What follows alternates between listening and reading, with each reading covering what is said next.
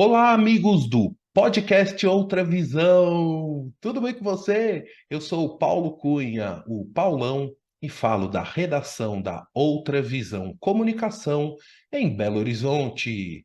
Este é o episódio 131 com Robert Zwedligin. O Robert é piloto de linha aérea, comandante de Airbus A320, da família A320, A319, 20 e 21.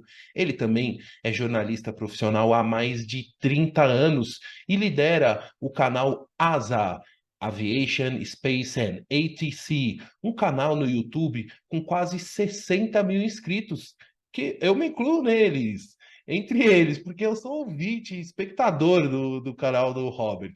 É uma alegria muito grande receber pela segunda vez o comandante Robert, aqui o Captain Bob, aqui no podcast Outra Visão. O Captain Bob já participou lá em março de 2021 do episódio 53, que ele contou sua história de vida, sua carreira no jornalismo e também todo o processo de formação como piloto.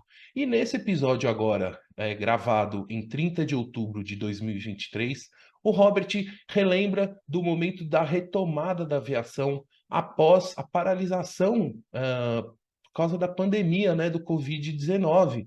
Ele conta como é que está o atual cenário da aviação no Brasil, fala sobre aeroportos, conta um pouco do seu dia a dia como piloto de linha aérea. Claro que também fala sobre o canal ASA, os trabalhos que realiza para o canal, enfim.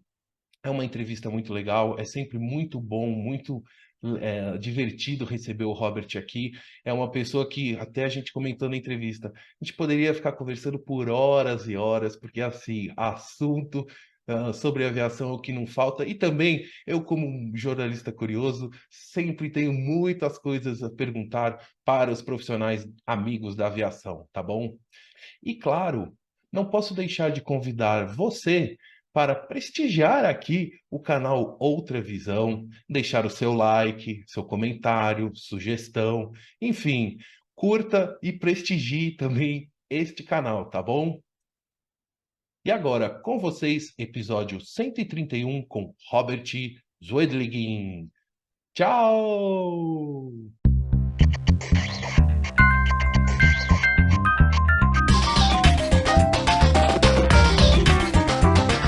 Direto da redação, você ouve agora o podcast Outra Visão. Apresentação, Paulo Cunha. Alô, Robert Zwedligin. Tudo bem com você, Robert? Tudo bem, Paulo? Como é que você está? Tudo ótimo. Robert, seja muito bem-vindo ao podcast Outra Visão. É com muita alegria que eu te recebo mais uma vez para a gente bater um papo bem descontraído. E mais uma vez, muito obrigado por aceitar o convite e por prestigiar este podcast. Robert, antes de começar, eu gostaria de saber de qual cidade você está falando neste dia 30 de outubro de 2023. Bom, antes de mais nada, agradeço o convite, é sempre uma honra e te dar os parabéns aqui pelo excelente trabalho que você tem feito, né, com o podcast, muito legal, parabéns mesmo. Estou hoje aqui em Fortaleza, né, cheguei ontem à noite de voo, fiz Palmas, Brasília, Recife, Fortaleza, e hoje faríamos Fortaleza, Brasília, Curitiba, mas houve uma alteração de escala em função da chuva de ontem em São Paulo e também do avião de pequeno porte que estourou um pneu lá em Congonhas e vários voos alternaram e acabaram cancelando o nosso voo de Fortaleza para Brasília e nossa escala mudou, então a gente só vai de passageiro hoje para Guarulhos e amanhã a gente volta para a programação antiga. Então, uma alteração de escala, mas até mais tranquilo para a gente conversar com mais tempo, né? Ficar bastante tempo aqui batendo papo, né, Paulo? Sim. Ô, Robert, então esse domingo foi agitado, né, na aviação, porque aqui em Belo Horizonte choveu demais essa madrugada. Então, teve a questão lá em São Paulo, teve o clima e também a questão da aeronave, né? Então, foi um domingo movimentado na aviação, né? E olha, eu estava em Brasília ontem à noite, fiz um lanche no aeroporto, encontrei outro colega que veio de São Paulo, ele com aquela cara cansada, assim, de, olha, São Paulo estava, pegou hoje, foi bem complicado para a gente. Aliás, graças a Deus, né, a pandemia foi embora e os voos voltaram a ter ocupação máxima, aí, a grande maioria dos voos com uma excelente ocupação e o aumento do número dos voos, né? E o que tem visto pelo Brasil, né? A infraestrutura está começando a dar sinais de que não vai suportar um aumento ainda maior no fluxo de aeronaves e passageiros. E São Paulo, a gente observa isso. Congonhas, por exemplo, às vezes você fica 50 minutos para conseguir sair do Finger e decolar, né? Dependendo da hora.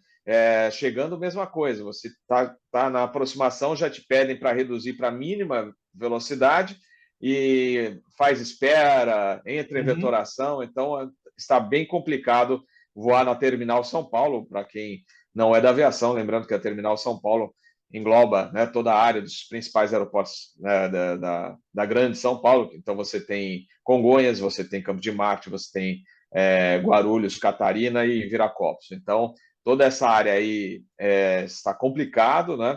Mas você mora em Belo Horizonte, então vale a pena chamar atenção também para Confins. Confins está bastante complicado, dependendo da hora. Muita fila para decolar, muita sequência para pouso, então não está nada fácil voar nas grandes terminais, aliado à falta de maior estrutura. E, traduzindo isso, falta de pistas. Perfeito, perfeito.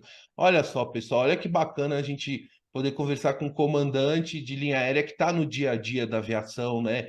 E assim, e traz literalmente essa outra visão, né, do universo da aviação que é desconhecido para mim como passageiro. Claro que a gente tem as notícias dos amigos, né, da aviação, mas assim, é um relato muito bacana, Robert. E, inclusive, vem de encontro com essa pergunta que eu queria começar, que é o seguinte. É, Até avisando para a audiência que o Robert já participou aqui do podcast Outra Visão em março de 2021, lá no episódio 53, que ele contou sobre a sua história de vida, sobre a sua carreira no jornalismo, sobre essa sua carreira, toda a formação para até se tornar piloto de linha aérea. Uma entrevista muito bacana. Ele fala sobre a AETA, né, que é o grupo de aviação que ele tinha, enfim, uma entrevista bem completa. E naquela ocasião, o Robert contou, a gente estava naquele momento da pandemia, né, da Covid-19 e tal. Aí, Robert, a pergunta é o seguinte: você já até adiantou um pouquinho sobre essa retomada dos voos pós-pandemia, né? Porque a aviação foi uma das indústrias mundiais que mais foram afetadas assim diretamente com a paralisação. Por outro lado, também foi a indústria que mais importante, né, para a distribuição, logística de entrega das vacinas e tudo. Eu queria que você contasse um pouco assim, como é que foi esse momento de retomada de fato da aviação? Quando que você sentiu, e dentro da sua rotina como profissional da aviação, que tinha voltado no ritmo anterior, assim? Aliás, você lembrou de um ponto bastante interessante, que a aviação, é, no meio da pandemia, você não tinha passageiros, mas tinha carga, né? E foi o que salvou muitas empresas aéreas realizando voos para buscar insumos, né, para a produção de vacinas. Foi o caso também aqui no Brasil, que o pessoal foi para a China. Então, o que realmente segurou as pontas, né, Uhum. foi a aviação, a parte de carga, inclusive usando aviões de passageiros. Você tinha aviação executiva, por exemplo, nos Estados Unidos, que você normalmente fala, pô, primeiro o termômetro que mostra que a economia está ruim, né? Quando, né, na realidade estão ligados, a aviação e a economia. Então a economia vai mal, a primeira a cair é a aviação e o pior, né? A última a se recuperar. E no caso nos Estados Unidos, a gente lembra na época da pandemia, que você não tinha voos, né, porque estava tudo cancelado, mas quem precisava resolver algum negócio, né, ou qualquer assunto, usava aviação executiva. Então, nesse caso, a aviação executiva teve um papel muito importante também. A retomada do crescimento, graças a Deus, né, foi bem diferente do que foi previsto, né? Eu confesso que em 2020 5 meses em casa, fazendo só 4 voos, eu não sabia o que ia acontecer, né? No mundo, se existia aviação comercial, o que será da aviação? O que será do mundo? A gente não tinha ideia se o mundo ia estar aí, né?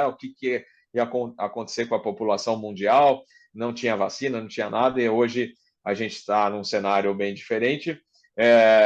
A recuperação surpreendeu até as companhias aéreas, porque muitos analistas falavam que só depois de 2024, para lá para frente, que as companhias iam começar a respirar, e olha só, a gente está fechando 2023, as empresas aéreas mudando a projeção de lucro, imagina, projeção de lucro já acima do esperado, né, para esse ano.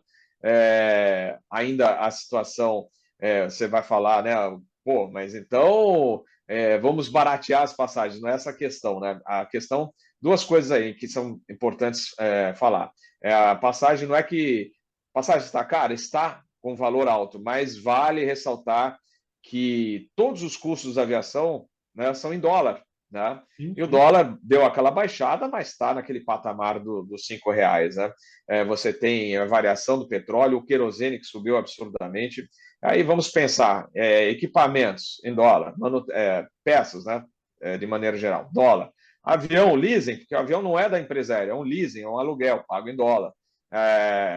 Aliado a isso, você, depois da pandemia, os hotéis subiram os preços. Nossa. E aí você tem que colocar a tripulação no hotel. Então, imagina você colocar uma tripulação de um A321, são 7 tripulantes, num hotel, né? Então, tem todos esses custos, são muito altos, né? Então, porque as pessoas costumam falar, mas olha, tá com lucro, então tem que baixar o preço da passagem. Não tem como, gente, não tem como, infelizmente. Aqui no Brasil, a gente fala custo Brasil. O custo Brasil também é muito alto. Você vê os impostos que as empresas aéreas pagam, as tarifas, né? Comparados, por exemplo, aos Estados Unidos, né? Você tem um cenário diferente. E o pior, gente, o pior é que é o seguinte: Estados Unidos, você vai, por exemplo, para um aeroporto que você tem 7 pistas, né? O Miami, por exemplo, você tem 4. Né? Mas tem aeroporto, Atlanta, por exemplo, tem 5 pistas, né? Vai construir, tem um projeto mais uma. Então, a aviação flui de maneira mais, né, tranquila, né? Então, a infraestrutura te ajuda a baixar seus custos, porque você não tem atrasos, né? Veja a situação de ontem, como a gente mencionou no início desse episódio, né? Falta de estrutura, falta de... você tem em Congonhas uma pista só, né? Chuva, no caso de Guarulhos, né, com teto baixo, você tem que espaçar mais as aproximações, né? As decolagens também são, né, reduzidas, o número é reduzido, né, de decolagens durante a hora, então você tem uma série de dificuldades. E aí, o que acontece? Aí tem tanto assunto, Paulo, que a gente ficaria um dia inteiro aqui. Aí você... Eu adoro, eu Aí, adoro. como eu falei, né? Cancelaram o voo. Né? Aí pensa bem, cancelaram o voo. Agora, hoje aqui no Brasil, né, a gente tem uma indústria, entre aspas, tá? Uma indústria de processos. Então, não foi culpa da empresa. Um avião, né, um jato executivo estourou um pneu, pode acontecer. Acontece com um avião grande, acontece com um avião pequeno. Estourou, mas interditou, né? O aeroporto ficou impraticável, né? Devido a, né, esse problema técnico com esse avião, né? Aí você tem voo alternado, voo cancelado, voo atrasado, e aí várias empresas correm para o passageiro, vão processar que você vai ganhar. E o passageiro muitas vezes ganha, né, esses processos, e coitado da empresa, né, não pode falar. Não, mas pensa bem como é o peso, né, financeiro disso, porque você está num país difícil, né, de trabalhar, você tem... e tem casos absurdos, né? Eu comentei isso num episódio recente do canal Asa, né? Que o passageiro mesmo chegou atrasado, né, para voar, perdeu o voo, processou a empresa e ainda ganhou, né? Então são coisas que você fala, ué, como isso? Não é possível, né? Mas acontece, são coisas que acontecem no país. Então, só falando, vamos voltar ao foco, né, que é da sua pergunta, da pandemia. Graças a Deus os voos estão cheios, né? Novos voos, as empresas ampliando a malha aérea, já revendo a projeção de lucro para 2023, né? Então, o cenário é muito bom, diferente daquele cenário pessimista de 2020, né? E emprego, então, nem se fala. Muitos colegas foram demitidos, né?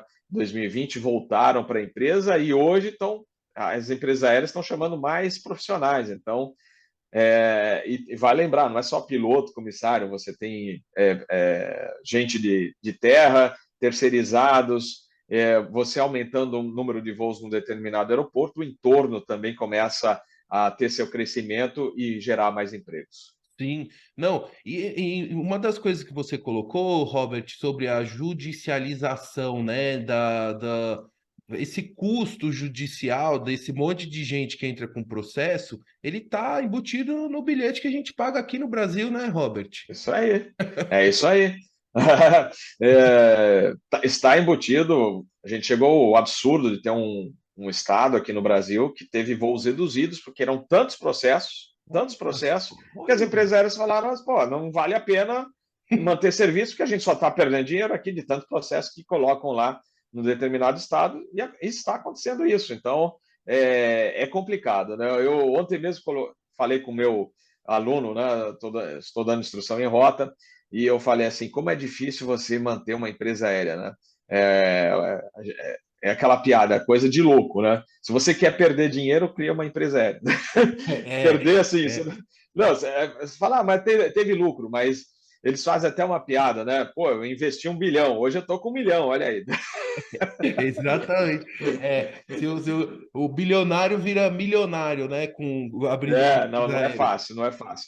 E você Até. falou também do custo, né, dos processos, e o pessoal reclama, por exemplo, uma dor de cabeça para as companhias aéreas, a tal tarifa da mala e de embarcar a mala que você pode levar. Veja bem, pessoal, uma mala de 10 quilos, tá? Então aparece gente no gate lá com uma mala gigantesca e reclama que quer despachar, né? E isso causa um mal-estar desgraçado. E eles falam, que é um absurdo, vou processar a empresa aérea e tal. Mas lá no exterior, gente, é muito mais restrito. Né? Você vai numa low cost lá, vai voar numa Frontier da vida, uma Spirit, deu um pouquinho acima do peso da mala, vai taxar, eles taxam sim, não tem lá não tem conversinha não, um jeitinho brasileiro, quebra essa, não tem. Então, é muito complicado, é um assunto que ainda tem vai acontecer muito debate em cima, mas não é fácil, não é fácil mesmo. Você sabe que outro dia eu estava embarcando, tinha um cara com 3 malas de mão, Robertinho. Eu não sei como, mas o cara tava com 3 malas de mão, de rodinha, assim, tudo, as malas dentro do padrão, mas ele estava com 3, porque na verdade é uma do padrão e uma mochila, né? Uma bolsa, né? E eu observo muito isso, o passageiro hoje chega já com as pedras, né? Querendo, se algum funcionário falar, olha, infelizmente não tem mais espaço, gente, chega uma hora que não tem espaço nos bins, né? Nos compartimentos. Não tem como, você tem que acaba despachando. Mas é aquela história, né? Eu, por exemplo, quando vou viajar com a minha família, que eu compro passagem aérea, qualquer empresa aérea, não vou. Se eu estou de férias, eu não vou com a passagem benefício sujeito espaço vago. Eu falei, não, eu quero garantia, por exemplo, que eu vou embarcar e que a gente vai conseguir voltar. O que eu faço? Né? Um voo nacional. Eu pago a mala, o embarque da mala. Gente, é muito mais confortável. Mas são 40, 60 reais. Gente, vocês não têm ideia, Uhum. porque no fim você não paga, leva a mala, né, lá para cima, tem todo o trabalho de carregar, né, para a área de embarque, no fim tem que despachar. Isso. E você, assim, você pagando aquela taxa, não é uma malinha de mão, aquela que você tem que embarcar de qualquer jeito. Você pode levar uma mala gigante e Exato. coloca toda a sua roupa, não vai amassar nada, vai chegar tudo bonitinho, né? E aí você paga, despacha a mala, olha que tranquilidade, vai lá para o gate só com uma mochilinha, né? O estresse diminui, né? Aí vão falar assim, o Captain Bob está fazendo campanha para o pessoal pagar. Mas olha, eu faço isso. Eu, quando estou de férias, eu faço isso, é muito mais confortável, menos estressante. Você despacha a mala, se livra dela, às vezes você vai fazer conexão, não precisa nem pensar em carregar ela pelo aeroporto, porque ela está seguindo para outro avião. Não, sem dúvida. E eu também adoto essa técnica. Inclusive, o que eu acho que é importante é as companhias incentivarem na fidelidade, né? Que aí, no caso, dependendo, eu tenho uma fidelidade que não pago mais o despacho de bagagem, né? Isso já na hora eu já falei, não, já vou lá despachar, né? Já não quero, só vou com uma mochila assim, quanto carregar menos coisa possível, né? E despachar. Então, assim, até a sugestão que fica é que as companhias incentivem mais essas fidelidades, né, para que você obtenha esse benefício do despacho com uma certa agilidade, né? Porque demora um pouquinho, dependendo do programa, né? É verdade. E tem outro aspecto aí. Às vezes você esquece, aí alguém vai lá para o sul, né, para o Rio Grande do Sul, tchê, e aí passa numa loja de, né, por exemplo, nós temos a Ah, tradicional loja de utensílios domésticos. Aí vê lá aquele estojo maravilhoso de facas e não sei o quê, fala, nossa, olha, faca para churrasco, vou botar na minha malinha, ei! Aí chega lá no embarque, senhor, você não pode embarcar com isso. Aí aquela correria, mas meu voo sai daqui 30 minutos, estou em cima da hora. Mas não pode despachar, não pode passar por aqui essa faca, tem que despachar. Aí, olha a dor de cabeça que arranja, né? Então, é outro meio, vale lembrar isso também, gente. Ah, você quer despachar aquele perfume grandão que não pode ser passar na mala de mão, ou as facas do churrasco, etc. Bota na mala, despacha, que elas vão chegar no seu destino. exatamente, ó. E aí, Robert, também quero emendar com uma pergunta sobre a questão de infraestrutura que você comentou também sobre os aeroportos e terminais. Você que semanalmente está rodando aí praticamente toda a América do Sul, né? Todo o território nacional e também países aqui da América do Sul, você vê e vive o dia a dia, né? Em terminais, tanto como comandante, né, mas também como passageiro passando pelos terminais. Eu queria que você apontasse e avaliasse o que hoje é destaque, assim, de referência que a gente tem na América do Sul, destaque positivo do que seria um modelo hoje de aeroporto, que aí considerando toda a Para parte. mim, sem dúvida nenhuma, o melhor aeroporto operacionalmente falando é o de Brasília, né? O aeroporto internacional de Brasília é fantástico.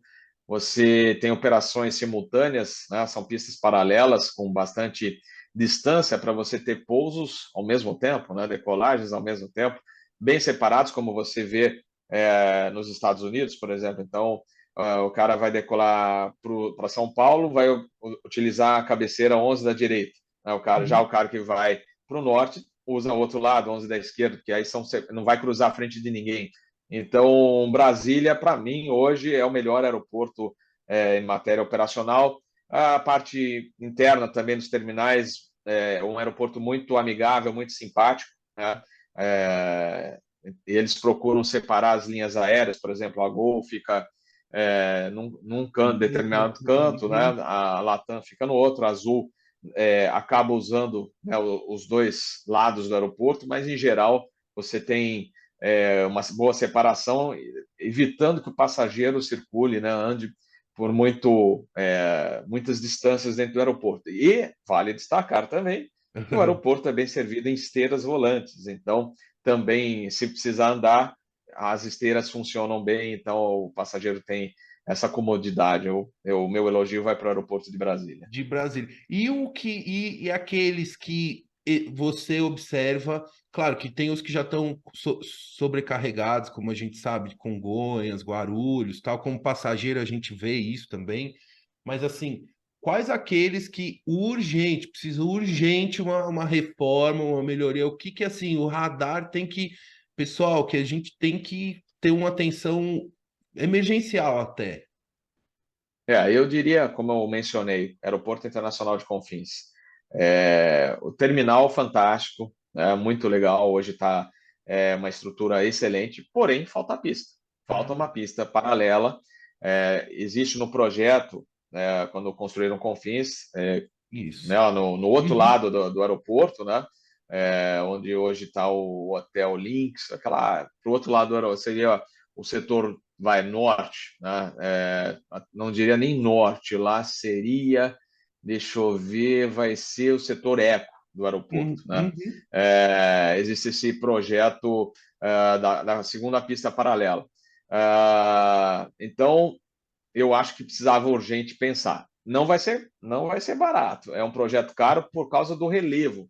Enfim. Muitas elevações, terreno bastante irregular, mas não tem jeito, porque você tem um hub da Azul lá, né? Tem as outras empresas aéreas que também operam vários voos, e às vezes você vai decolar, você fica lá 25 minutos no ponto de espera para decolar. Tem um outro problema, esse não tem o que fazer. Lagoa Santa, base aérea. Então, se tem algum avião da Força Aérea aproximando para Lagoa Santa, suspende as operações no aeroporto de Confins. Então, você fica lá esperando, né, dois motores girando, consumindo combustível, esperando um bandeirante da Força Aérea passar lá pela área de Confins, pousando na Lagoa Santa. Então, e não tem o que fazer. Infelizmente, não tem o que fazer. Vai ter que. Isso aí é um convívio e também não tem muito voo para Lagoa Santa. Isso ainda a gente tem que Exatamente. gerenciar, tá? Mas a falta da outra pista para operação regular realmente Já a tá gente fazendo falta, então. já faz falta, sim. Já faz muita falta. Curioso que, assim, eu como passageiro eu não tinha essa percepção, Robert. Eu já até vi também o projeto da outra pista, já vi e tal, mas assim, e é complexo mesmo, porque a aeronave tem que cruzar a estrada, na verdade, né? Porque a pista fica do outro lado É, da estrada, né? Do terminal. pois é. É, Tem que passar seria um onde está. padrãozinho, um padrãozinho internacional aí dos grandes aeroportos, né? Mas vai lembrar que o Galeão já tem viaduto lá. Para quem vai decolar da pista 10 e 28, você tem dois viadutos, né? São duas pistas de táxi já, e ó, são antigas esses viadutos são bastante antigos, né? Eu lembro da época da Varig, DC-10, 47, cruzando viaduto, já usamos muito, né? É que hoje a pista 10 28 do Galeão não está sendo usada pela falta de voos lá. Mas Mas tem, né? A então pista existe, em algum momento que precisar ser acionada, ela tá lá já, pelo menos. tá lá. Lógico, não é uma ela não passa em cima de de uma rodovia, tal. É uma via de acesso interno do aeroporto. Mas de qualquer maneira já foi pensado nisso, né? Brasília também tem viaduto, né? Porque é uma estrada que vai lá para a base aérea, né, do aeroporto, e você tem o viaduto. Aliás, são dois, né? Justamente para você ir e voltar da pista da 11 direita ou 29 esquerda. Não, bacana. Nossa, Robert, poderia ficar aqui muitas horas te perguntando sobre aeroportos, mas vamos agora embarcar no Airbus, na família Airbus A320. Eu queria que você contasse, compartilhasse aqui com os ouvintes sobre essa aeronave que você opera, né? Que é a família Airbus A320, que inclui o 19, o 20 e o 21. Você contar um pouquinho sobre as características desse avião, o que você mais gosta, como é que é o seu escritório, né? Como é que é o seu ambiente de trabalho lá nessa aeronave? É verdade. Você sabe que é a primeira vez que o Airbus veio em demonstração no Brasil, inclusive tem esse vídeo lá no canal, em arquivo, né? Uma coisa que chamou a atenção, eu sempre voava de 737, 727, né? E Uhum. aí eu entro assim, a primeira coisa que eu vi assim, meu Deus, olha como é largo, né? Em comparação com o 737, né? Então, o passageiro que sempre voa de 737, quando entra a primeira vez no Airbus, ele sente essa diferença, né? Da fuselagem, na parte do conforto interno, realmente é um destaque. E eu me lembro nesse voo de demonstração, o que me chamou a atenção foi esse conforto interno para o passageiro. Na época, eu nem imaginava que eu voaria como comandante de um Airbus. Tem até um trechinho de um vídeo lá que eu não coloquei na edição, mas eu estou lá sentado no lado esquerdo, mexendo lá no side stick do avião. E era uma novidade, né? Para a gente que só via manche, né? Era manche para cá, manche para lá. Uhum. E aquela briguinha que sempre houve, né? Dos adoradores do Boeing, né? Contra os adoradores de Airbus. Porque imagina, sidekick no avião, que o manche é que avião, que o avião faz. Olha, pessoal, isso é o maior absurdo que eu já ouvi, né? que o piloto não consegue voar o Airbus se o autopilot, o piloto automático, não quiser. Isso é uma maior asneira que já falaram, né? Imagina, você quer voar o avião na mão o voo inteiro, você poderia. É porque a legislação, né? Tudo que está envolvido, você não vai voar, e até porque não existe a necessidade de se voar o avião, né? Uhum. Operar o avião sem piloto automático toda a jornada. Mas se você quisesse, você podia, né? Então, não, mas o 737 você pousa, você tira o auto throttle, né, que é o acelerador automático, e você sempre pousa na mão. Só se você fizer o pouso automático, você vai deixar. Gente, o Airbus tem o auto thrust, tá? Que ele fica lá parado na mesma posição, né? E aí, logicamente, todo o sistema do avião controla a potência para manter a velocidade. Mas você quer tirar o auto thrust? Você pode tirar o auto thrust. Não tem restrição nenhuma. Inclusive, eu estou com o aluno, falou assim, olha, amanhã, é que a gente teve essa alteração de escala, amanhã ele vai fazer, amanhã no seu treinamento, tira o auto thrust para pousar. Vai tirar? Pode tirar. Inclusive, o avião às vezes é despachado, né?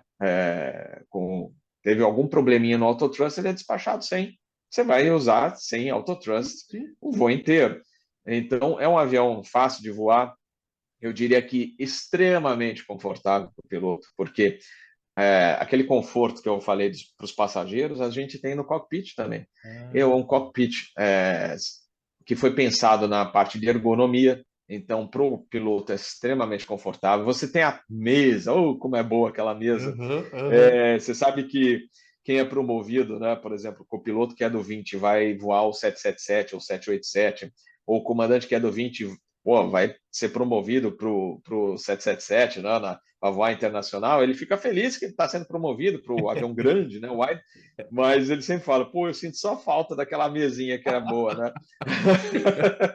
Porque no caso do 777, 787, como todo mundo sabe, tem o manche, né? Tem a direção, né? Para quem não é da aviação, o manche é a direção. Então, tá lá na tua frente. E no Airbus, você tem o side stick, que seria como para o pessoal que não conhece, né? É como se fosse um joystick de videogame que fica do lado esquerdo do comandante, do lado direito do copiloto. E aí você tem o espaço, e é aquela sobra de espaço. É a Uhum. mesa. Então a gente puxa do painel, vem a mesinha, você faz sua navegação lá. Hoje a gente está, inclusive, abandonando um pouco a parte do papel, a gente está começando a fazer toda a parte de navegação pelo iPad, a gente baixa em cada aeroporto, Ah, né? Mas, de qualquer maneira, você tem alguma documentação que você precisa preencher, assinar, etc., você tem uma mesa, e para fazer refeição, nada melhor do que você apoiar sua bandeja numa mesa, diferentemente de um Boeing ou de um Embraer, que você vai ter que colocar sua mesa nos seus joelhos, né, apoiar nas pernas e comer, né, equilibrando a bandeja nas suas pernas e um manche ainda depois. não, Então, não. é bem mais confortável. Aí você vai me perguntar, mas você está falando do Airbus? Por que você não voa o Boeing? Eu voei já o Boeing, eu já vou Embraer.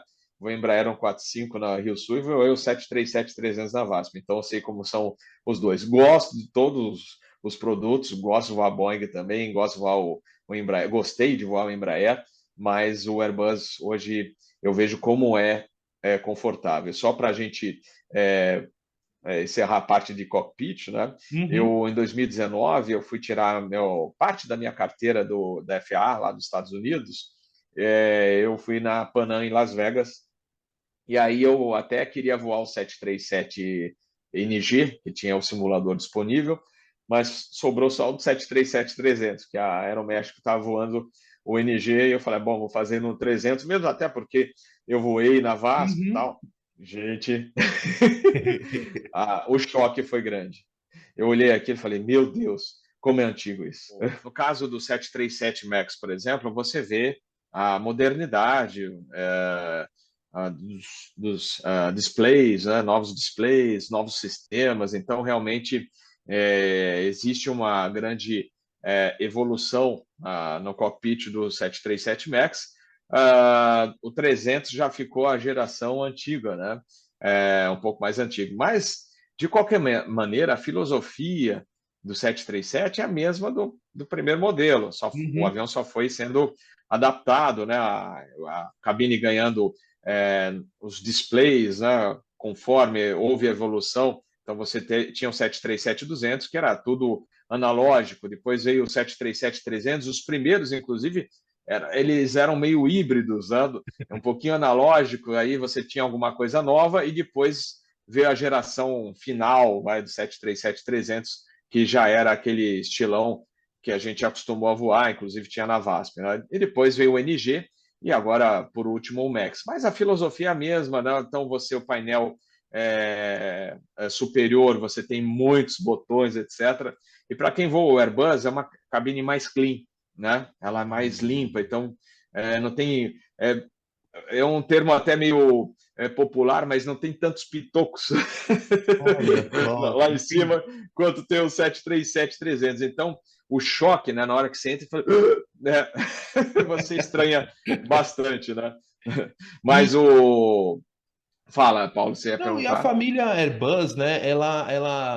As aeronaves Airbus nos anos 90, elas entraram com tudo aqui no Brasil, né? No final dos anos 90, sobretudo com a TAM, né? Porque até então era domínio total da Boeing, né, Robert? Você que voou na VASP e tal, era Boeing 737-27, tinha o A300, né? Ou A310, mas aí a TAM que realmente consolidou, né, a entrada da Airbus, assim, com tudo, né, com essas aeronaves que hoje praticamente, acho que, não sei, é capaz de ter mais Airbus voando no Brasil do que Boeing, né? Eu não sei, até se você sabe essa Eu informação. acredito que sim, eu acredito sim, porque hoje você tem a Latam e a Azul, né? Isso. As duas operando o Airbus, e só, no caso, a Gol e as cargueiras com os modelos antigos, no caso, né? Por exemplo, a Sideral, você também tem a Modern, né? Que Modern, né? operam, e elas Comandante já Licati, estão né? Com o nosso amigo começando. comandante Paulo Licati, né? Então, mas eles já estão começando a receber modelos um pouco mais novos agora, né? Estão negociando a chegada de outros aviões. Então, de qualquer maneira, eu acredito que a frota Airbus hoje seja a maior no Brasil. Não sei te precisar agora com os números, mas só a Latam, Sim, sim, sim. 19, 20, 21, e recebendo, ela recebe todo mês aviões novos, praticamente todo mês ela recebe um avião novo da fábrica, né? Recentemente veio o 21 Neo da Latam, o Lima Bravo Bravo, então a frota Airbus sempre aumentando, né? Eles vão renovando a frota e também ampliando, porque a malha tem que, né, a malha doméstica especialmente, você tem que ampliar o número de voos e não tem como você ficar com uma frota reduzida. Então, eu acredito que essa frota vai aumentar. E para finalizar, né, a parte de conforto, né, e de operação, o Airbus ele é, né, com o sistema fly-by-wire, todas as suas proteções, ele é um avião muito mais, ele ajuda muito mais o piloto numa situação anormal, por exemplo, uma questão de wind shear. No caso do Boeing, você vai ter que vai para, né, você que controla toda a parte de atitude da aeronave para escapar desse wind shear. E na Airbus fala assim, ó, faz o que você precisar, né?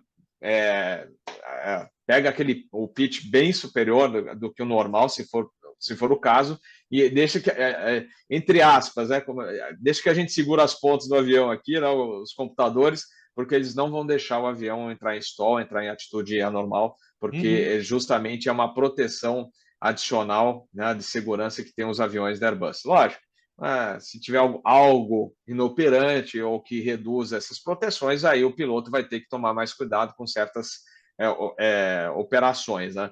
Mas Sim, com o sim. sistema funcionando normalmente, ele é muito mais confortável em manobras para situações anormais, como wind shear, né? Ou terreno, manobra evasiva de terreno.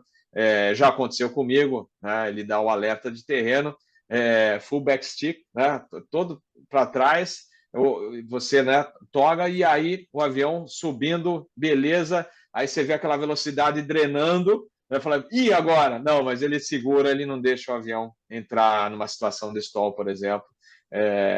Então ele é muito mais tranquilo, muito Uhum. mais Amigável, né? seguro, eu diria. Sim.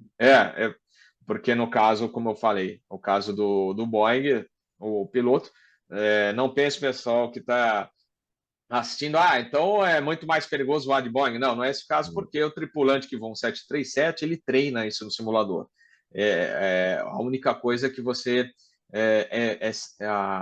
essa situação, no caso de voar um Airbus, é muito mais confortável para um piloto para executar a manobra, né? Você tem uma garantia de tranquilidade maior para a execução do procedimento.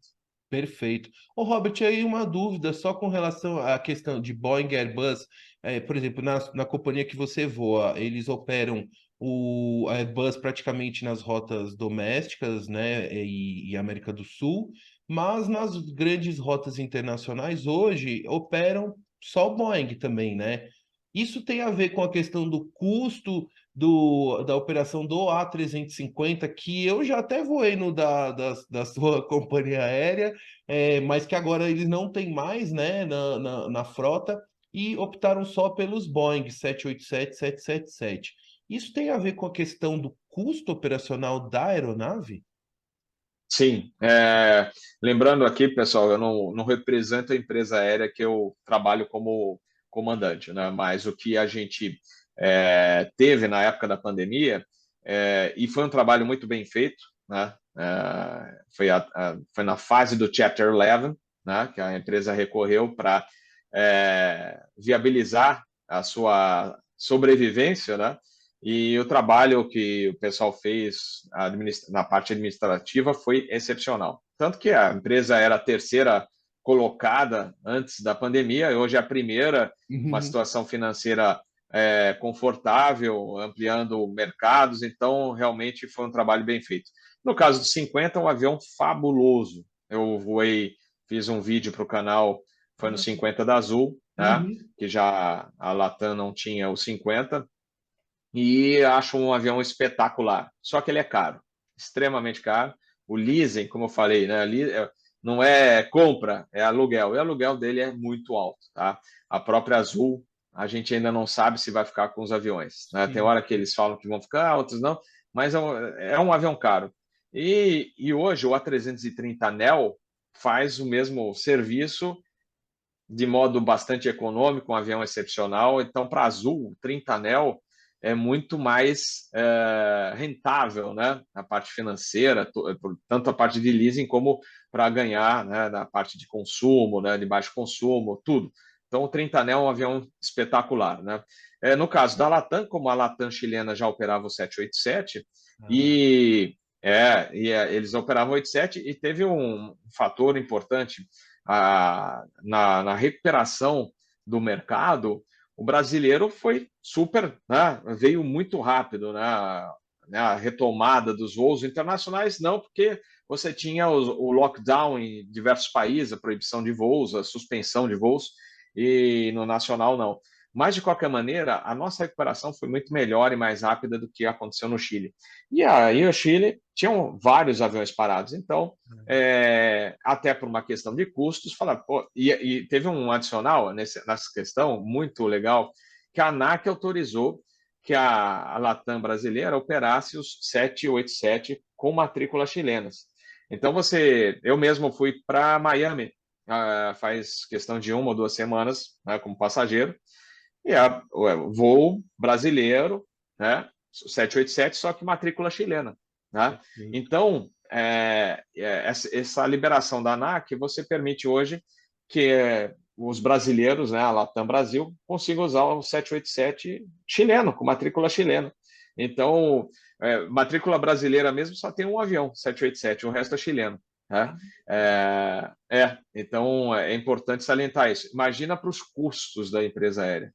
Se Sim. você pode dividir com né, com o país vizinho, né, lá no Chile, e fala assim, olha, eu vou usar mais 787 que você agora, e aí fala, não tem problema, está tudo dentro do grupo, né? Sim, Isso dá aí, o frota, né? custo, Entendi. isso faz parte da fórmula para você economizar grana e Ai- recuperar. Legal. Ainda sobre o A350, só para fechar, Robert, o custo do leasing dele é muito caro ou é o custo da operação da aeronave, assim, que Não, não, é o é o leasing? leasing, né? O custo Entendi. do leasing, porque o avião é Uhum. extremamente econômico, né?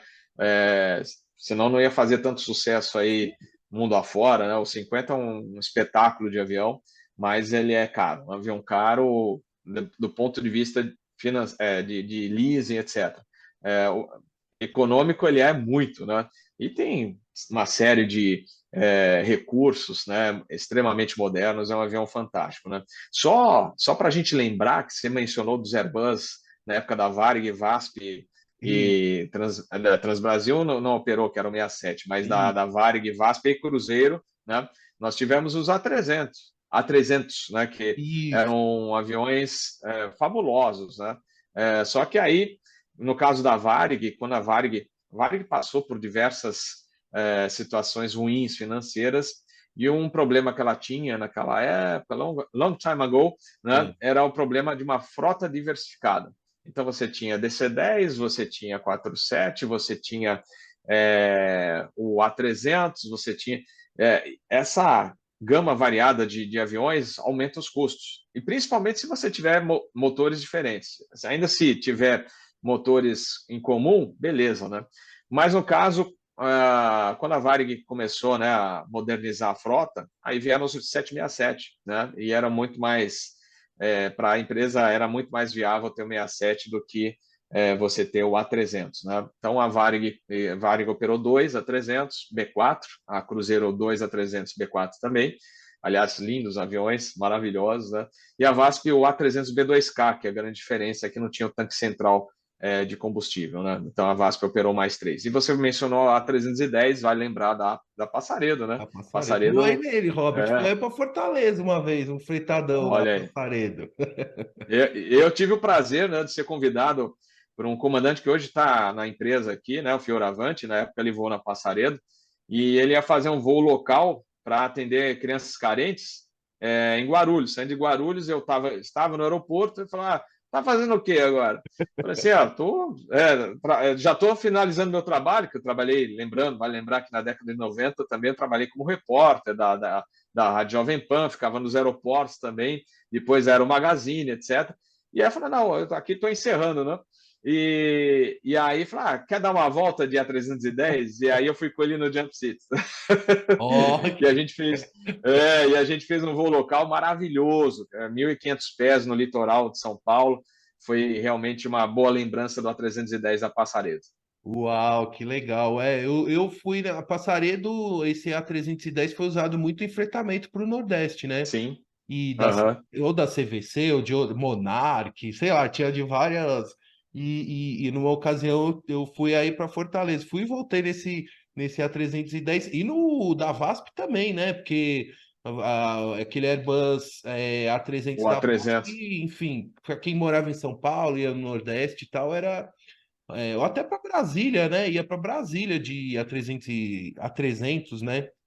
Eram. O A300B2 da VASP, ele tinha um voo Guarulhos, Brasília, Manaus. E tinha outro para o Nordeste também. Recife, Eram bons né? tempos. Muito bons tempos dessa aviação diferente, porque os aeroportos eram cheios de aviões diferentes, de tipos diferentes. Então, você, nessa época, mesmo Guarulhos, né, você tinha o TriStar, tinha o DC-10, tinha o A300, É, Ilyushin 62, tantos aviões diferentes. Era nossa. uma época interessante da aviação. Nossa. Então, pessoal, até para relembrar que o Robert contou aqui no episódio 53 dessa carreira dele no jornalismo lá na Rádio Jovem Pan, ele era repórter no aeroporto, super legal, um relato muito rico e precioso do Robert sobre essa fase da carreira dele como jornalista. Mas que hoje eu quero contar, eu quero saber também do seu trabalho como jornalista, que tem a relação hoje, o jornalismo com a aviação, que é o canal ASA, Aviation, Space and Na ATC, né? Tá ATC. certo? Pois é, pois é. Você sabe que o canal Asa, eu acho que eu contei naquele primeiro episódio, era para ser cafezinho de aeroporto, porque uma coisa que tripulante adora fazer é parar num café de aeroporto para papear e tomar, né, aquele cafezinho gostoso, por mais que seja caro, né? Ontem paguei, ofereci o café para o meu aluno, né? R$ 20, dois cafezinhos desse tamanho. É um absurdo, né? Curto ainda, Mas a né? gente curte, né? A gente curte esse bate-papo no cafezinho. Era para se chamar cafezinho de aeroporto. No fim virou o nome de uma seção do canal Asa, né? Que é o bate-papo mais descontraído. Mas eu não peguei o cafezinho de aeroporto porque já existia o Ah, nome, né, de um outro canal que não tinha nada a ver com aviação, era de um estudante que foi morar nos Estados Unidos e botou o nome de cafezinho de aeroporto, mas não tinha nada a ver com aviação. Eu falei, bom, vamos criar um canal que pode ser fácil para o povo falar aí, ASA. Aí, mas asa do quê, né? Aí veio Aviation, Space and ATC. Por que em inglês, né? O pessoal pergunta, né? Porque um dia, quem sabe, esse canal também vai crescer nos Estados Unidos ou no exterior, e para o pessoal vai ser fácil lembrar, né, de Aviation, Space and ATC, né, aviação, né, a área espacial, ATC, o que é ATC? ATC, Air Traffic entendi. Control, controle de tráfego aéreo. Mas hoje o pessoal fala o Captain Bob do canal ASA, muito mais fácil, a parte o Robert Swirling, que esse nome todo esquisito, virou o Captain Bob, né? E o ASA de Aviation Space ATC, aliás, é divertido, porque você vê as entrevistas mais antigas, né? Eu era todo engessado. Nossa, como você era chato até, né? O bate-papo, porque eu não estava acostumado, né, com o sistema, estava começando a aprender. Hoje é bem diferente do início. E outra que eu sempre escrevi, eu sempre fui quer dizer, eu fui repórter de rádio, falei, né, na rádio, mas nunca trabalhei para televisão, e escrevia reportagens para Aero Magazine, para a revista Flap, cheguei a escrever para Avião Review. Então, a minha parte era mais escrita. Só que com o voo, a escala apertada, muitos voos, eu perdi o tempo para escrever. Não tinha. Porque escrever, você precisa de tempo, tá com a cabeça tranquila para fazer um bom trabalho, né? E aí eu não tinha mais tempo. E aí surgiu a ideia do YouTube, 5 anos que eu estou com o canal Asa, a gente chegando aí aos poucos aos 59 mil inscritos, foi uma evolução bem legal. É interessante mencionar que eu faço tudo sozinho, tirando, logicamente, os convidados, que são excepcionais, os nossos convidados, porque é uma diferença nossa para alguns outros canais, né, de aviação, Não, que eu exatamente. não. Eu, Captain Bob, eu não chego a falar. Hoje eu vou falar sobre o Boeing 777. Poderia até falar, pesquisar e fazer um artigo, mas se eu vou falar da operação do 777, quais são as características operacionais de um 777, você tem que chamar alguém que voa o avião, né? Isso a gente faz. Não vou falar sobre a situação de uma empresa aérea norte-americana sem estar lá vivendo o dia a dia, né, de um aeroporto, do movimento. Então, nós temos o nosso querido Peter Biondi, que ele é consultor na área de aviação, mora lá e sabe muito mais de toda essa área de aviação do que a gente aqui no Brasil. Então, eu tenho os meus convidados que, nossa, engrandecem o canal ASA, e mais a parte de divulgação, né, de ficar lá atrás e tal, Uhum. só eu. Eu É, faço sozinho a parte artística de Instagram, tudo. Eu até gostaria, né, de dividir isso tal, mas, por exemplo, tem certos trabalhos que só você vai conseguir fazer direito. Por exemplo, na época da revista Aero Magazine, ou da revista Flap, mas principalmente da Aero, você tinha o editor-chefe, você tinha o diretor de arte, né? Então, uhum. às vezes, você fazia as fotos, você queria que certas fotos saíssem na matéria, e quando você via o trabalho final, não estavam as fotos lá, que eram as mais importantes do artigo. Então, essa parte boa, se você trabalha sozinho no YouTube, dá um trabalho, mas, por exemplo, numa edição de vídeo, que você grave num cockpit, alguma coisa, uma operação de um avião, você vai colocar aquilo que você acha mais importante e não vai se perder, né, numa É, edição do porque vídeo ou qualquer outra imagem. que eu acho que é isso também, uma das coisas que caracteriza o seu canal é que tem a sua mão direta em todo esse processo, né? E até chamar atenção aqui, pessoal, quando o Robert participou aqui do podcast em março de 2021, o canal Asa tinha cerca de 27 mil inscritos. Hoje já está batendo quase 59 mil. E essa evolução, Robert, eu sou espectador assíduo, acompanho aí todos os episódios e tudo. Acho que tem muito a ver com essa sua responsabilidade, né, em colocar informação sobre aviação no YouTube e a forma como você abre o espaço para profissionais qualificados do setor debaterem sobre assuntos importantes da área. E isso se reflete muito no Asa News, né, que é um programa não digo de debate, né? Uma mesa redonda, né?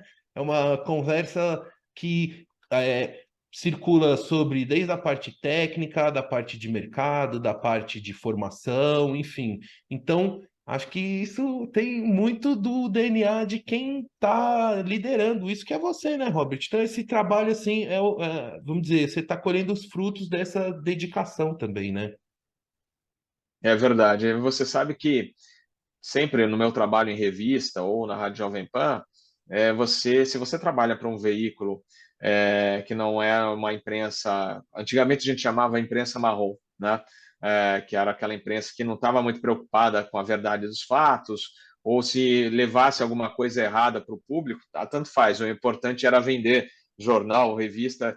E no meu caso, no meu desenvolvimento profissional como jornalista, e mesmo já na época da Associação de Entusiastas, que eu tinha um jornalzinho, eu sempre procurei levar, né, a verdade dos fatos, informações corretas. Então, é aquela coisa do jornalista, o bom jornalista tem que checar, né, ir até o final lá para conseguir realmente ver se aquela informação que ele vai transmitir é a correta. Então, eu poderia, de repente, sei lá, podia estar com mais de 100 mil inscritos, etc., ou chegando a milhões, mas Uhum. eu procuro manter a nossa linha, né, da editorial, né, entre aspas, né, do canal Asa, que é justamente a gente manter o alto nível, né, dos entrevistados, né, procurar sempre checar alguma informação.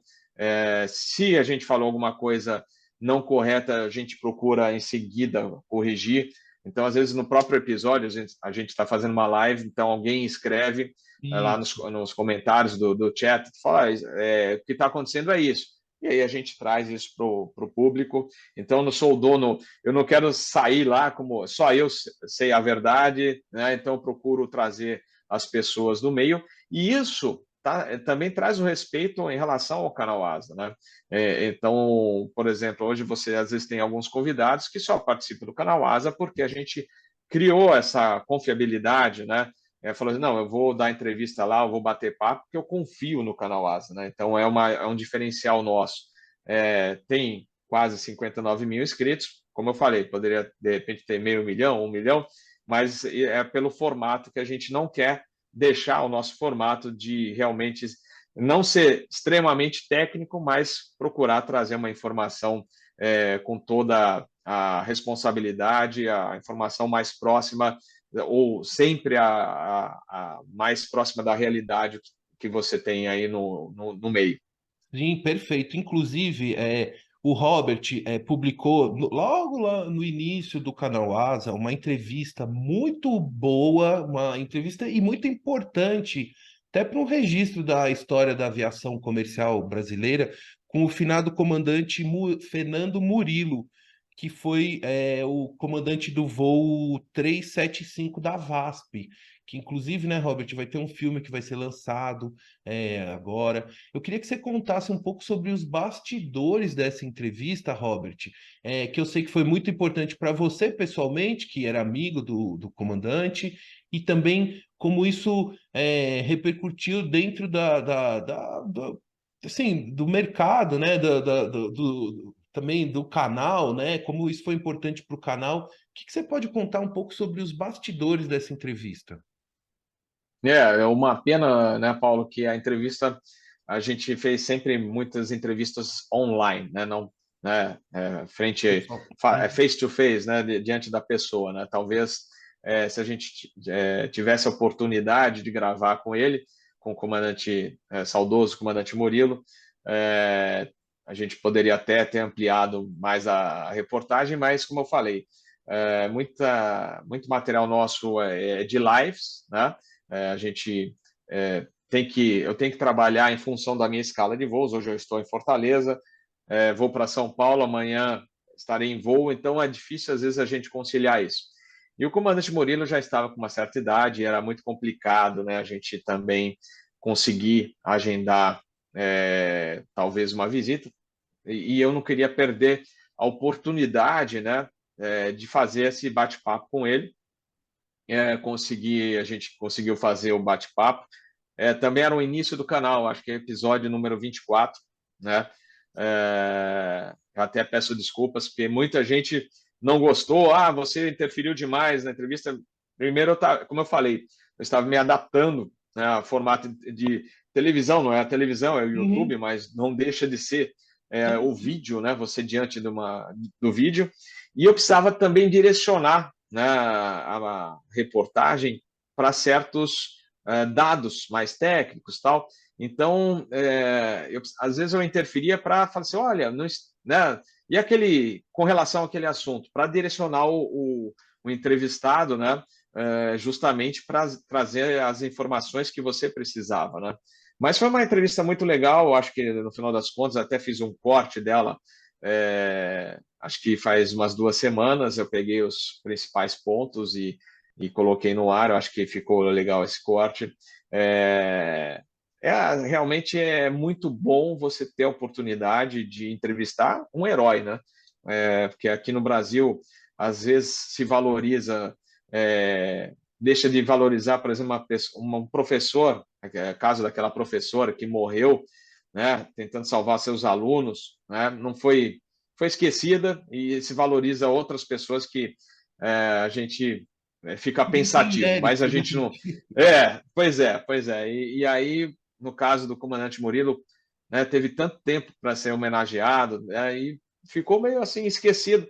E, logicamente, eu tinha essa lembrança desse caso, que é um caso espetacular, né? As manobras acrobáticas que ele fez com o Boeing 737. Como ele falou mesmo na entrevista, além do peso, o copiloto estava morto em cima do manche, né? É, então, o fato também, ele tinha uma ligação muito grande com esse copiloto, era amigo, né, pessoal dele, então tudo envolvendo, você com o motor parando por falta de combustível, você imagina, esse cara foi realmente, o comandante Murilo foi sensacional, foi um grande herói que nós tivemos aí no passado. Fico feliz que tenham feito o filme, eu só lamento que usaram 737-200, que o avião em questão, lá no caso, eram 737-300, mas já ouvi que eles não conseguiram um 737-300 para fazer essa gravação, só tinha o 200 disponível, então por isso que eles gravaram um 737-200.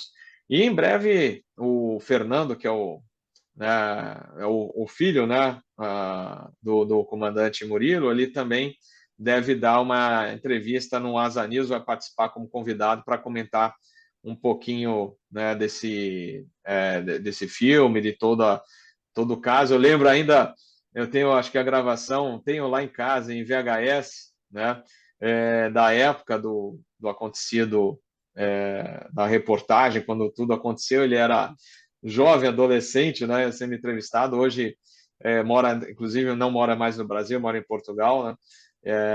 Mas ele prometeu bater um papo com a gente logo em breve no nosso episódio do Asa News. Robert, eu vou caminhando aqui para o final, mas ainda só tem algumas umas perguntinhas que tem a ver com esse seu arquivo em VHS aí, que esse arquivo do Captain Bob é um perigo, né, Robert? Me conta. Você sabe que eu queria ter muito mais, né? Infelizmente, imagina, eu naquela época não tinha dinheiro para ficar comprando uma câmera VHS, e era cara, né? E as Então meu fitas pai também eram comprou. caras, eu lembro, Era, eu lembro, não era só a câmera. e, e para a gente não entregar muita idade, Super 8 pior ainda, que veio antes, né? Meu pai chegou a ter uma câmera Super 8 sem som, porque com som era caríssima, né? Não tinha nem condições financeiras de comprar uma Super 8 com som, né? Eram Aham. poucas as pessoas que tinham, né? E a câmera do VHS também era cara, e hoje é um absurdo, né? Você com o celular grava vídeos espetaculares, né? Uhum. Mas ter uma câmera VHS não era fácil. E aí, quando meu pai decidiu comprar, nossa, já tinha passado tantas viagens interessantes que eu podia ter gravado, né, em VHS. Eu lamento, não. Imagina, eu comecei a frequentar Congonhas com regularidade década de 80, né? A década de 80 acho que já tinha os primeiros vídeos, né? As primeiras filmadoras, de VHS, eu acho, não Sim, lembro sim. agora. Uhum. Tinha, Foi, acho que tinha. foi É. década de 80. E você imagina eu com uma câmera dessa na década de 80. lá no Mas aeroporto de Congonhas. você tem muitas filmagens em VHS que já estão lá no canal Asa, que o que é do final dos anos 80, começo dos anos 90, tem muito material, Robert. Você tem bastante coisa. Tem, principalmente década de 90, que inclusive eu comecei a trabalhar para a Aero Magazine, foi em 94, né? E aí comecei a voar muito, muito, muito. E aí, voos em cockpit, aí que eu tenho aquele arquivo, por exemplo, DC-10 da Varig, voando o Nossa. Guarulhos Galeão, tem 737, tem um monte. Mas realmente, se eu tivesse um pouquinho antes, eu tinha aproveitado um pouco mais e como eu gostaria, né, de ter essa câmera para ter gravado mais em Guarulhos, em Congonhas, antigamente, deixa uma saudade, né, daquela época e não tive como gravar. Mas, aliás, tem uma gravação sem som. Eu tenho que botar uma música, alguma coisa, de 1975 em Super 8, que meu pai fez, hoje está em DVD, lá de Congonhas. Eu, meu irmão, né, os pequenininhos lá no terraço do aeroporto, comendo misto quente.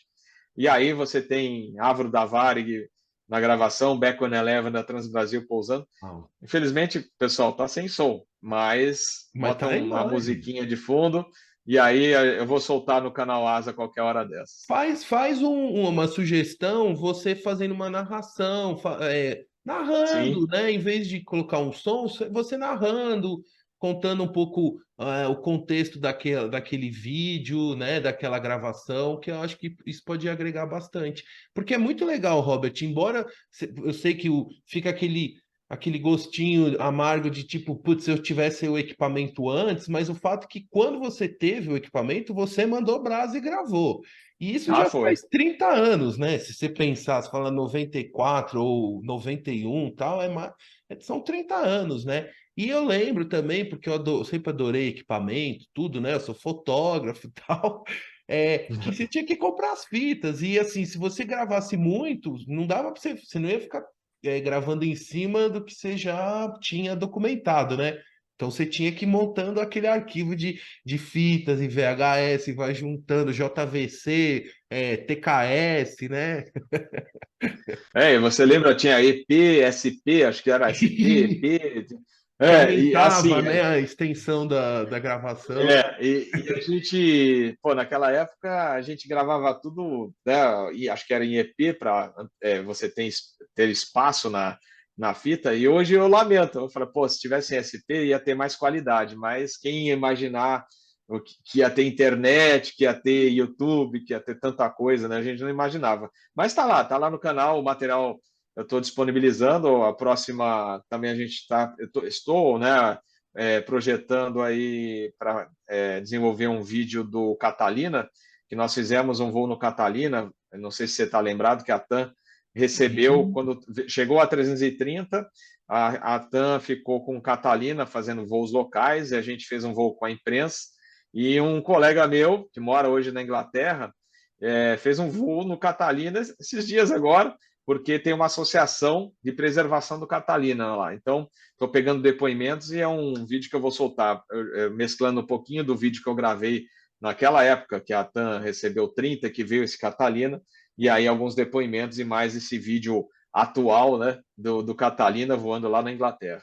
Esse Catalina, na época, eu estava até na Flap, foi o Cláudio Lucchesi que foi nesse voo, né? Que o Foi. Lucchesi fazia todo o acervo histórico lá do museu, né? Também pro comandante, Rolim, tudo, né? E esse Catalina tá lá no museu, né? Em São Carlos, não é isso? Esse Catalina, sabe que eu não lembro se ele foi parar lá agora? E eu fui no museu, hein, gente? Eu já estive no Museu de São Carlos e eu não sei se ele retornou.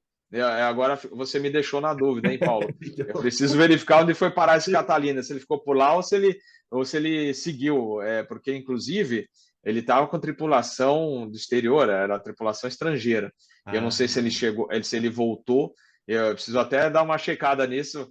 Aliás, né, o museu está fechado faz tanto tempo que é exatamente. interessante a gente relembrar o que tem naquele acervo. Né? Depois vê com o Cláudio Lucchesi, que eu acho que ele pode te ajudar aí com algumas informações e fotos também, porque ele estava naquela naquela cobertura eu lembro certinho. Ô, Robert, eu vou caminhando aqui para o final. Já falei a segunda vez para o final, mas é que não tem É jeito. aquilo, é aquilo que eu falei, né, Paulo? Deixar aqui, a gente fica 24 horas falando de avião, né?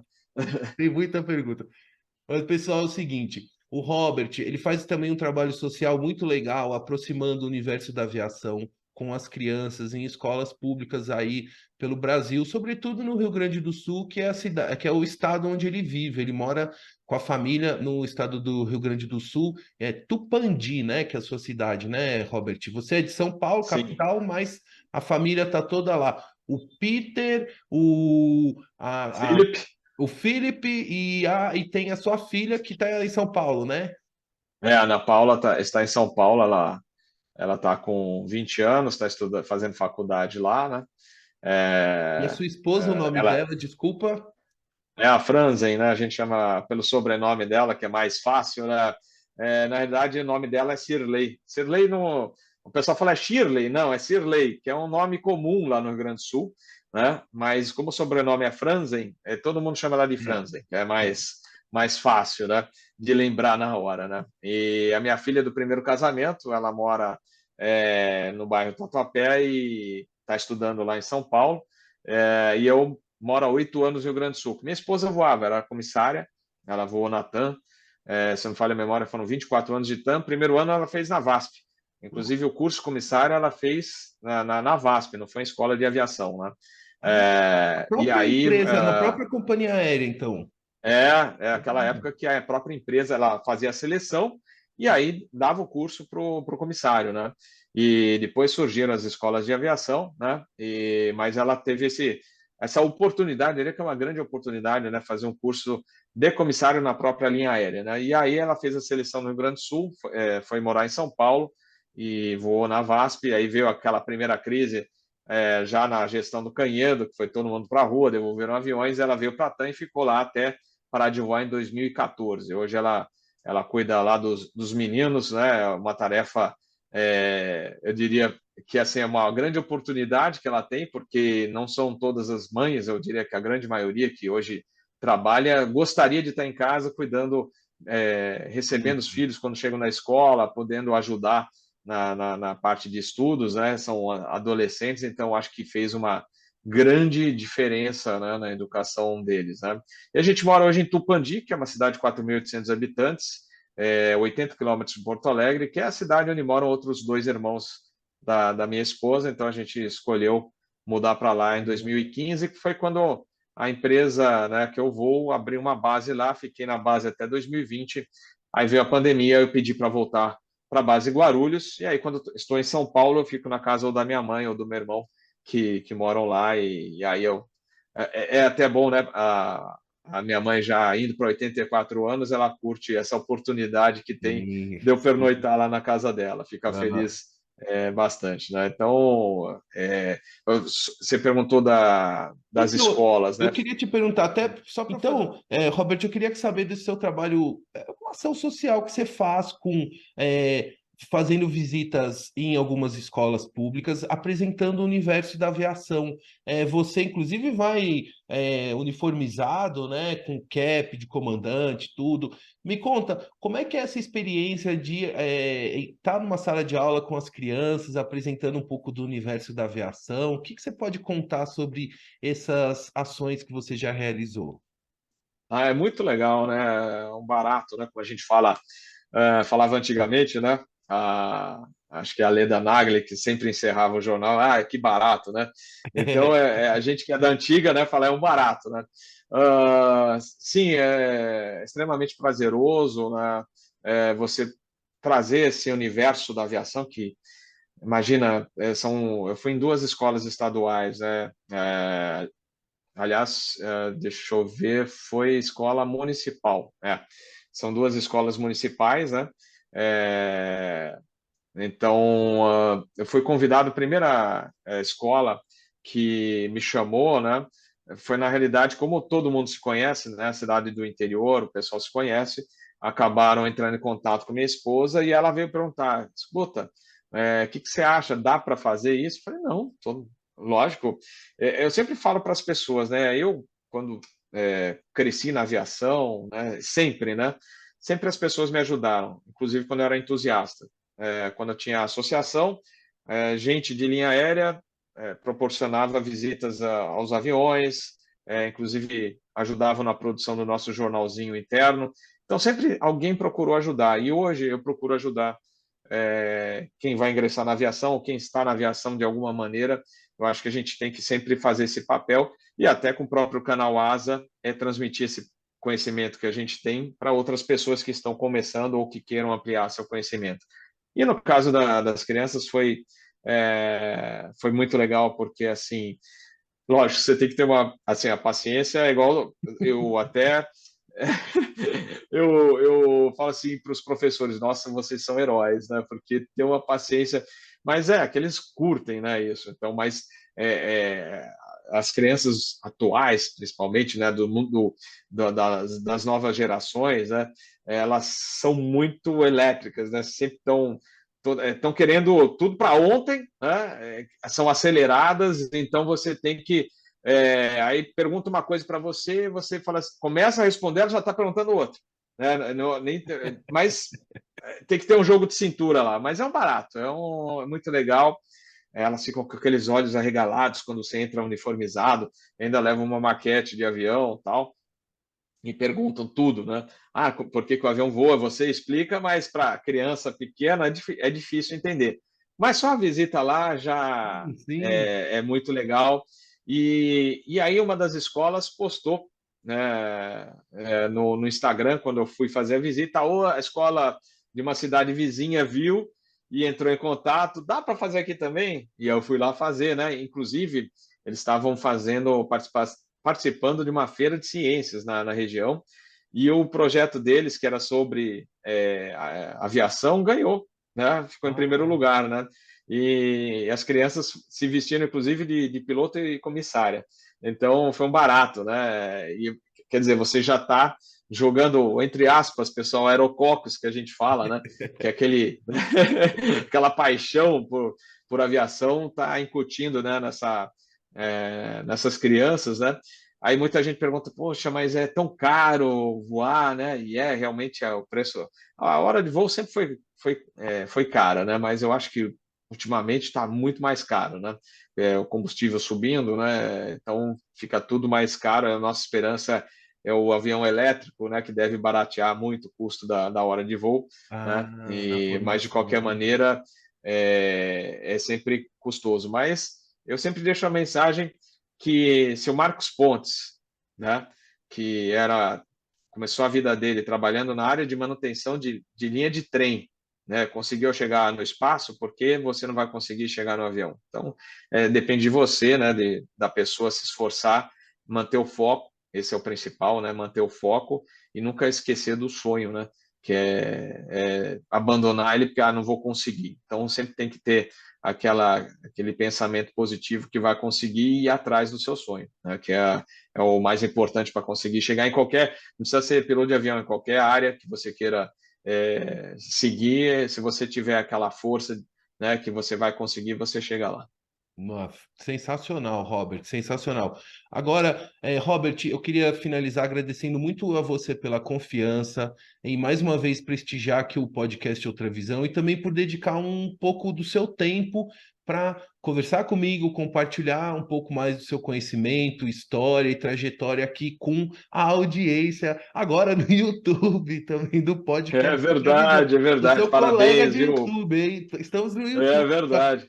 Mas, e Aliás, eu preciso te convidar para você participar de um Asa News lá conosco, hein? mas eu espero, eu não sei como é que eu posso contribuir, mas de qualquer forma, com perguntas eu posso contribuir, que eu sou curioso, né, Robert? Então, assim, Não, mas como passageiro. essa é a intenção, né? Como eu falei, Paulo, tanto a sua, né? Eu acho que quando você decidiu ser um jornalista, você quer justamente produzir materiais para informar, né?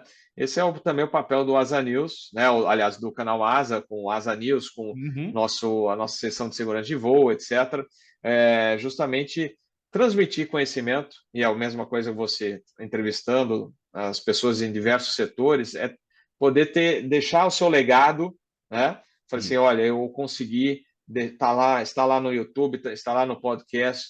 Quem quiser informação, entrevistas com diversas pessoas, você fez sua parte, né? Você aprendeu e você transmitiu. Essa eu acho que é de quem tem essa meta consegue fazer isso com um bom trabalho e com muito carinho, né? Que eu acho que é o que a gente tem mais pela profissão, né, de jornalista e pelo nosso produto, é a gente ter carinho por aquilo que faz, né, toda a dedicação.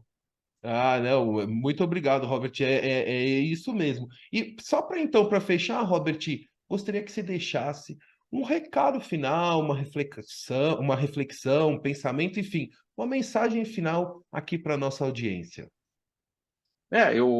Eu acho o seguinte, às vezes a gente passa por perrengues, vamos usar esse nome, né, na nossa vida, às vezes você está em baixa, mas para você não desistir nunca, né?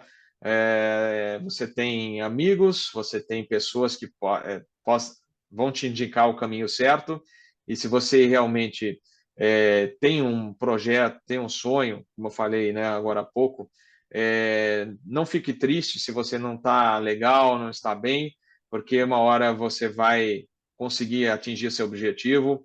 Se afaste das coisas ruins, né?